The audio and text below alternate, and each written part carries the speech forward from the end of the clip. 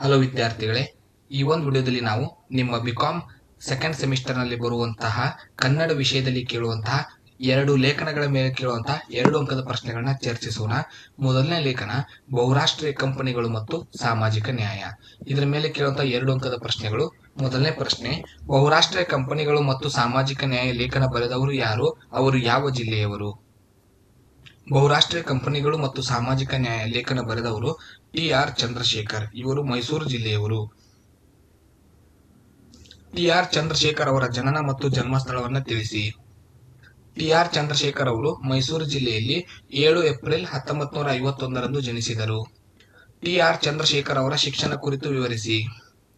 ಟಿ.ಆರ್. ಚಂದ್ರಶೇಖರ್ ಅವರು ಮೈಸೂರು ವಿಶ್ವವಿದ್ಯಾಲಯದಿಂದ ಅರ್ಥಶಾಸ್ತ್ರದಲ್ಲಿ ಸ್ನಾತಕೋತ್ತರ ಪದವಿಯನ್ನು ಪಡೆದುಕೊಂಡಿದ್ದಾರೆ. ಟಿ.ಆರ್. ಚಂದ್ರಶೇಖರ್ ಅವರ ವೃತ್ತಿ ಜೀವನವನ್ನು ತಿಳಿಸಿ. ಟಿ.ಆರ್. ಚಂದ್ರಶೇಖರ್ ಅವರು ಅರ್ಥಶಾಸ್ತ್ರದ ಉಪನ್ಯಾಸಕರಾಗಿ ವೃತ್ತಿ ಜೀವನವನ್ನು ನಡೆಸಿದ್ದಾರೆ. ಬಹುರಾಷ್ಟ್ರೀಯ ಕಂಪನಿಗಳು ಯಾವ ಯಾವ ಕ್ಷೇತ್ರಗಳನ್ನು ಪ್ರವೇಶಿಸಿವೆ? ಬಹುರಾಷ್ಟ್ರೀಯ ಕಂಪನಿಗಳು ಗಣಿಗಾರಿಕೆ, ವಿದ್ಯುತ್, ಕಲ್ಲಿದ್ದಲು, ಪೆಟ್ರೋಲಿಯಂ, ಮೀನುಗಾರಿಕೆ, ಟೆಲಿಸಂಪರ್ಕ, ಶಿಕ್ಷಣ, ಆರೋಗ್ಯ, ವಿಮೆ ಈ ಕ್ಷೇತ್ರಗಳನ್ನು ಪ್ರವೇಶಿಸಿದೆ. ಬಹುರಾಷ್ಟ್ರೀಯ ಕಂಪನಿಗಳಿಂದ ಆಗುವ ಉಪಯೋಗಗಳನ್ನು ತಿಳಿಸಿ. ಬಹುರಾಷ್ಟ್ರೀಯ ಕಂಪನಿಗಳಿಂದ ಆಗುವ ಪ್ರಯೋಜನಗಳು: ಉತ್ಪಾದನೆ ಹೆಚ್ಚುತ್ತದೆ, ರಫ್ತು ಸಾಮರ್ಥ್ಯ ಹೆಚ್ಚುತ್ತದೆ, ತಾಂತ್ರಿಕತೆ ಸುಧಾರಣೆ ಆಗುತ್ತದೆ, ಸರಕುಗಳಿಗೆ ಬೇಡಿಕೆ ಹೆಚ್ಚುತ್ತದೆ, ಪೈಪೋಟಿ ಕಡಿಮೆಯಾಗುತ್ತದೆ, ಕಡಿಮೆ ಬೆಲೆಗೆ ಸರಕುಗಳಲ್ಲಿ ಗ್ರಾಹಕರಿಗೆ ಲಭ್ಯವಾಗುತ್ತದೆ. ಬಹುರಾಷ್ಟ್ರೀಯ ಕಂಪನಿಗಳಿಂದ ಆಗುವ ಅನಾನುಕೂಲತೆ ಅಥವಾ ತೊಂದರೆಗಳು ಯಾವುವು? ಗರಿಷ್ಠ ಲಾಭ ಗಳಿಸುವ ಉದ್ದೇಶದಿಂದ ಅತಿಯಾದ ಉತ್ಪಾದನೆಗೆ ಪ್ರಯತ್ನಿಸಿ ಪರಿಸರ ಮಾಲಿನ್ಯ ಮಾಡುತ್ತವೆ, ಅತಿಯಾದ ಪೈಪೋಟ ನಿರ್ಮಾಣ ಮಾಡಿ ತೊಂದರೆ ಮಾಡುತ್ತವೆ, ತಂತ್ರಜ್ಞಾನದ ಬಳಕೆಯಿಂದ ನಿರುದ್ಯೋಗದ ಸಮಸ್ಯೆ ಉಂಟಾಗುತ್ತದೆ, ನಷ್ಟವನ್ನು ಸಮಾಜದ ಮೇಲೆ ಹೇರುವ ಷಡ್ಯಂತ್ರ ನಡೆಯುತ್ತದೆ, ತಂಡೋಪತಂಡವಾಗಿ ಗಣಿಗಾರಿಕೆ ಮಾಡುವ ಮೂಲಕ ಹಸಿವು, ಬಡತನ, ಅನಾರೋಗ್ಯ ಮಾಡುತ್ತವೆ. ಸಾಮಾಜಿಕ ನ್ಯಾಯ ಎಂದರೇನು? ರಾಜ್ಯದಲ್ಲಿ ಅಭಿವೃದ್ಧಿಯ ಫಲಗಳು ಮತ್ತು ಅನುಕೂಲತೆಗಳು ಅಂಚಿನಲ್ಲಿರುವ ವಂಚಿತರಿಗೆ ದೊರಕುವಂತಾಗುವುದೇ ಸಾಮಾಜಿಕ ನ್ಯಾಯ. ಸಾಮಾಜಿಕ ನ್ಯಾಯದ ಯಾವುದಾದರೂ 4 ಉದ್ದೇಶ ತಿಳಿಸಿ ಅಥವಾ ಅವಶ್ಯಕತೆಗಳನ್ನು ತಿಳಿಸಿ. ಸಮಾನತೆಯನ್ನು ಸಾಧಿಸುವುದು, ಸರ್ಕಾರದ ಯೋಜನೆಗಳನ್ನು ಯಶಸ್ವಿಗೊಳಿಸುವುದು, ದುರ್ಬಲ ವರ್ಗದ ಜನರಿಗೆ ಹೆಚ್ಚಿನ ಅವಕಾಶ ಕಲ್ಪಿಸುವುದು, ಜನರ ಹಕ್ಕುಗಳನ್ನು ಸರಿಯಾಗಿ ಉಪಯೋಗಿಸಿಕೊಳ್ಳಲು ಅವಕಾಶ ಮಾಡಿಕೊಡುವುದು. ಭಾರತದಲ್ಲಿ ಬಹುರಾಷ್ಟ್ರೀಯ ಕಂಪನಿ ಮತ್ತು ಹೂಡಿಕೆಯನ್ನು ಕುರಿತು ವಿವರಿಸಿ. ಸ್ವಾತಂತ್ರ್ಯ ಪಡೆದ ಸಂದರ್ಭದಲ್ಲಿ ಪಂಚವಾರ್ಷಿಕ ಯೋಜನೆಯ ಸಂದರ್ಭದಲ್ಲಿ ಬಹುರಾಷ್ಟ್ರೀಯ ಕಂಪನಿಗಳು ವಿದೇಶಿ ಹೂಡಿಕೆಗಳು ಯಾವುದೇ ಪ್ರೋತ್ಸಾಹ ಇರಲಿಲ್ಲ. 1990ರ ಖಾಸಗೀಕರಣ, ಜಾಗತೀಕರಣ, ಉದಾರೀಕರಣ ಇವುಗಳ ಮೂಲಕ ಭಾರತಕ್ಕೆ ಬಹುರಾಷ್ಟ್ರೀಯ ಕಂಪನಿಗಳು ಪ್ರವೇಶ ಪಡೆದವು. ಬಹುರಾಷ್ಟ್ರೀಯ ಕಂಪನಿಗಳ ಪರಿಣಾಮವನ್ನು ತಿಳಿಸಿ. ಬ್ಯಾಂಕುಗಳು ಅನುಸರಿಸುತ್ತಿದ್ದ ಸಾಮಾಜಿಕ ನಿಯಂತ್ರಣ ನೀತಿಯನ್ನು ರದ್ದು ಮಾಡಲಾಯಿತು. ಆದ್ಯತಾ ಕ್ಷೇತ್ರಗಳಿಗೆ ನೀಡುತ್ತಿದ್ದ ಸಾಲದ ಕ್ರಮವನ್ನು ಕಡಿಮೆ ಮಾಡಲಾಯಿತು. ಸಾರ್ವಜನಿಕ ವಲಯಗಳ ಉದ್ದಿಮೆಗಳಲ್ಲಿ ಸರ್ಕಾರದ ಹೂಡುವ ಬಂಡವಾಳ ಕಡಿಮೆಯಾಯಿತು. ಸಣ್ಣ ಮತ್ತು ಮಧ್ಯಮ ಪ್ರಮಾಣದ ಉದ್ಯಮಗಳಿಗೆ ನೀಡಿದ ರಕ್ಷಣೆ ಕ್ರಮವನ್ನು ಕಡಿಮೆ ಮಾಡಲಾಯಿತು. ಪೈಪೋಟಿ ಪ್ರೋತ್ಸಾಹದ ಹೆಸರಿನಲ್ಲಿ ತೆಗೆದುಹಾಕಲಾಯಿತು. ಉದ್ದಿಮೆಗಳನ್ನು ಆರಂಭಿಸಿ ನೀತಿ ನಿಯಮಗಳನ್ನು ಸಡಿಲಗೊಳಿಸಲಾಯಿತು. ರೋಬೋಟ್ ಕ್ರಾಂತಿ ಎಂದರೇನು?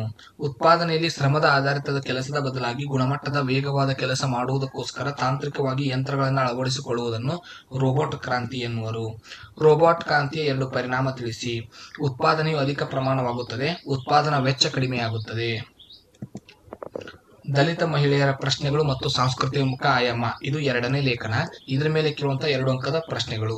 ಮೊದಲನೇ ಪ್ರಶ್ನೆ, ದಲಿತ ಮಹಿಳೆಯ ಪ್ರಶ್ನೆಗಳು ಮತ್ತು ಸಾಂಸ್ಕೃತಿಕ ಆಯಾಮಗಳು ಲೇಖನ ಬರೆದವರು ಯಾರು? ಅವರು ಯಾವ ಜಿಲ್ಲೆಯವರು? ದಲಿತ ಮಹಿಳೆ ಪ್ರಶ್ನೆಗಳು ಮತ್ತು ಸಾಂಸ್ಕೃತಿಕ ಆಯಾಮಗಳು ಲೇಖನ ಬರೆದವರು ಡಾಕ್ಟರ್ ಅನಸೂಯ ಕಾಂಬ್ಳೆ. ಇವರು ಬೆಳಗಾವಿ ಜಿಲ್ಲೆಯವರು. ಡಾಕ್ಟರ್ ಅನಸೂಯ ಕಾಂಬ್ಳೆ ಅವರ ಜನನ ಮತ್ತು ಜನ್ಮಸ್ಥಳವನ್ನು ತಿಳಿಸಿ. 28 ಡಿಸೆಂಬರ್ 1970ರಂದು ಬೆಳಗಾವಿ ಜಿಲ್ಲೆಯ ರಾಯಬಾಗ ತಾಲೂಕಿನ ಕಮಲಾಪುರದಲ್ಲಿ ಜನಿಸಿದ್ದಾರೆ. ಡಾಕ್ಟರ್ ಅನಸೂಯ ಕಾಂಬ್ಳೆ ಅವರ ಶಿಕ್ಷಣವನ್ನ ಕುರಿತು ತಿಳಿಸಿ. ಕರ್ನಾಟಕದ ವಿಶ್ವವಿದ್ಯಾಲಯದ ಧಾರವಾಡದಿಂದ MA ಸ್ನಾತಕೋತ್ತರ ಪದವಿಯನ್ನು, MPhil ಪದವಿಯನ್ನು, PhD ಪದವಿಯನ್ನು ಪಡೆದುಕೊಂಡಿದ್ದಾರೆ. ಡಾಕ್ಟರ್ ಅನಸೂಯ ಕಾಂಬ್ಳೆ ಅವರ ಉದ್ಯೋಗ ಅಥವಾ ವೃತ್ತಿಯನ್ನು ಕುರಿತು ತಿಳಿಸಿ. ಕರ್ನಾಟಕ ವಿಶ್ವವಿದ್ಯಾಲಯದಲ್ಲಿ ಕನ್ನಡ ಅಧ್ಯಯನದ ಅಧ್ಯಾಪಕರಾಗಿ ಸೇವೆ ಸಲ್ಲಿಸಿದ್ದಾರೆ. ಡಾಕ್ಟರ್ ಅನಸೂಯ ಕಾಂಬ್ಳೆ ಅವರು ರಚಿಸಿದ 2 ಕೃತಿಗಳನ್ನು ತಿಳಿಸಿ. ಮುಳ್ಳು ತಂತಿಯ ನಡುವೆ, ಮತ್ಸ್ಯಗಾಂಧಿಯ ಹಾಡು.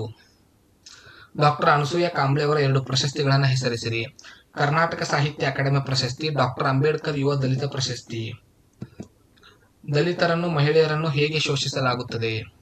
ಧರ್ಮ ಕರ್ಮ ಎಂಬ ಸಿದ್ಧಾಂತದ ಹೆಸರಿನಲ್ಲಿ ಮನುಷ್ಯರ ನಡುವೆ ಭೇದವನ್ನು ಸೃಷ್ಟಿಸಿ ಸೇವಕರನ್ನಾಗಿ ಮಾಡಿಕೊಂಡು ದುಡಿಮೆಯನ್ನು ಮಾಡಿಸಿ ಪಾಪ ಪ್ರಜ್ಞೆ ಹಣೆಬರಹ ಹೆಸರಿನಲ್ಲಿ ಪ್ರತಿಫಲಗಳನ್ನು ಕಿತ್ತುಕೊಂಡು ದೇವರು ಧರ್ಮ ಅಸ್ತ್ರವನ್ನು ಬಳಸಿಕೊಂಡು ರಕ್ಷಣಾ ಕವಚ ಮಾಡಿಕೊಂಡಿದ್ದಾರೆ. ನ್ಯಾಯ ಪುಣ್ಯ ನಿಯಮ ನೀತಿ ಪುರಾಣ ಕತೆ ಪೂಜೆ ಹೆಸರಿನಲ್ಲಿ ಮಹಿಳೆಯರನ್ನು ಶೋಷಿಸಲಾಗುತ್ತಿದೆ. ಎಲ್ಲಾ ಶೋಷಣೆಗಳ ಮೂಲ ಧರ್ಮ ಯಾವುದು? ಭಕ್ತಿಯನ್ನು ಯಾವ ರೂಪದಲ್ಲಿ ತೋರಿಸಲಾಗುತ್ತದೆ? ಎಲ್ಲಾ ಶೋಷಣೆಗಳ ಮೂಲ ಧರ್ಮ ದೇವರಾಗಿದ್ದಾರೆ. ಭಕ್ತಿಯನ್ನು ಭಯದ ರೂಪದಲ್ಲಿ ತೋರಿಸಲಾಗುತ್ತದೆ. ಮಹಿಳೆ ಶೋಷಣೆಗೆ ಮಾರ್ಗ ಯಾವುದು? ಗ್ರಾಮ ದೇವತೆಗಳು, ಹಾಡು ಕತೆ ಪುರಾಣ ಐತಿಹಾಸಿಕ ದಂತಕಥೆಗಳು ಶೋಷಣೆಯ ಮಾರ್ಗವಾಗಿವೆ. ಬಡವರಿಗೆ ಕೆಳವರ್ಗದವರಿಗೆ ಮಾತ್ರ ಅನ್ವಯವಾಗುವ ಆಚರಣೆಗಳು ಯಾವುವು? ದೇವದಾಸಿ ಬೆತ್ತಲ ಸೇವೆ ಆಚರಣೆಗಳು, ಜೋಗತಿ ಜೋಗಮ್ಮ ಸೇವೆಗಳು ಕೇವಲ ದಲಿತರಿಗೆ ಬಡವರಿಗೆ ಮಾತ್ರ ಅನ್ವಯವಾಗುವ ಆಚರಣೆಗಳು. ಹನುಮಂತ ದೇವರ ಓಕಳಿಯಲ್ಲಿ ಆಗುವಂತಹ ಶೋಷಣೆಯನ್ನು ತಿಳಿಸಿ. ಹನುಮಂತ ದೇವರ ಓಕಳಿ ಕಾರ್ಯದಲ್ಲಿ ಗಂಡಸರು ಉಗ್ಗುವ ನೀರಿಗೆ ಕೆಳವರ್ಗದ ದಲಿತ ಮಹಿಳೆಯರು ಮೈಯನ್ನು ಒಡ್ಡಬೇಕು. ಸಾರ್ವಜನಿಕವಾಗಿ ನಡೆಯುವ ಲೈಂಗಿಕ ಶೋಷಣೆ ಇದು. ಗ್ರಾಮ ದೇವತೆಗಳ ಕುರಿತಾಗಿ ಲೇಖಕರು ಹೇಳುವುದೇನು? ಗ್ರಾಮ ದೇವತೆಗಳು ಮೊದಲು ನಮ್ಮಂತೆ ಮನುಷ್ಯರಾಗಿದ್ದರು. ಶೋಷಣೆ ಅನುಭವಿಸಿ ಆ ವರ್ಗದ ಜನ ಸೇರಿ ಸೇಡು ತೀರಿಸಿಕೊಳ್ಳಬಾರದು ಎಂಬ ಭಯಕ್ಕಾಗಿ ಅಥವಾ ಅವರಿಗೆ ದೇವರ ಸ್ಥಾನ ನೀಡಲಾಯಿತು. ಇವಿಷ್ಟು 2 ಲೇಖನಗಳ ಮೇಲೆ ಕೇಳುವಂತ ಪ್ರಶ್ನೆ. ಇನ್ನುಳಿದ 3 ಲೇಖನಗಳ ಪ್ರಶ್ನೆಯನ್ನ ನೆಕ್ಸ್ಟ್ ವಿಡಿಯೋದಲ್ಲಿ ನೋಡೋಣ. ಧನ್ಯವಾದಗಳು.